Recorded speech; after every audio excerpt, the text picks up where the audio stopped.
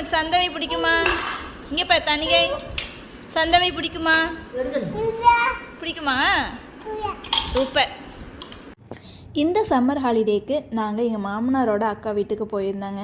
அங்கே எங்கள் பெரியம்மா குட்டீஸுகளுக்காக சந்தவை பண்ணித்தரேன் அப்படின்னு சொல்லும்போது என் பொண்ணுமே இது சந்தவைனா எப்படி இருக்கும் என்ன எதுன்னு புதுசாக இருந்ததுனால நான் அம்மாய்க்கு ஹெல்ப் பண்ணுறேன்னு சொல்லிட்டு 2 பேருமே பண்ண ஆரம்பித்தாங்க.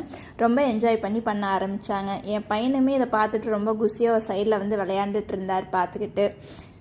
பெரியம்மா எப்படி சந்தவை பண்ணுவாங்கன்னா, அரிசியை ஊற வச்சு நல்லா கிரைண்டரில் அரைச்சி அந்த மாவை ஒரு கடாயில் எண்ணெய் ஊற்றி அது ஒட்டாத பதம் வர வரைக்கும் நல்லா வதக்கி எடுத்துருவாங்க. வதக்குனதுக்கப்புறம் பார்த்திங்கன்னா அந்த மாவை உருண்டை பிடிச்சு இட்லி பாத்திரத்தில் வேக வச்சு எடுப்பாங்க. அதுக்கப்புறம் தான் சந்தவையாக புளிவாங்க. அப்படி பண்ணும்போது நமக்கு சந்தவை ரொம்ப சாஃப்டாக வந்துச்சுங்க. அன்னைக்கு நாங்கள் 3 சந்தவையாக சாப்பிட்டோம். தேங்காய் பால் வச்சு 1, லெமன் சந்தவை, தக்காளி